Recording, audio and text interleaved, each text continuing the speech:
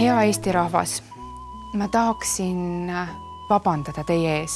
Ma tahaksin vabandada kõikide nende inimeste ees, keda me ei ole suutnud piisavalt hinnata, kes teevad iga päev väga väärtuslikku, väga vajalikku tööd, lihtsat tööd ja keda me ei suuda piisavalt kiita või hinnata.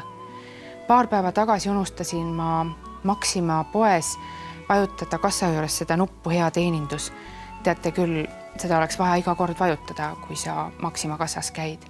Ja mul on siiamaani piinlik, sest inimene töötab hilja õhtul.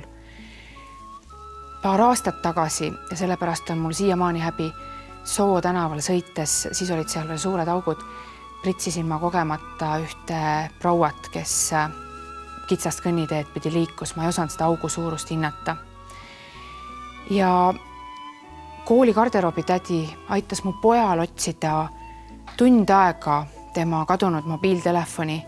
Hiljem muidugi selgus, et see telefon oli poisil koti kõige sügavamas sahtlis, aga see oli nii abivalmis sellest garderoobi tädist. Ma vabandan kõikide selliste juhtumite eest, mis on kuskil niimoodi olnud. Aga lisaks tahaksin ma vabandada veel kogu Ukraina rahva ees, et me Eestis ja Euroopa Liidus ei ole suutnud teid piisavalt hoida, piisavalt aidata. Ja ma tõesti vabandan selle eest.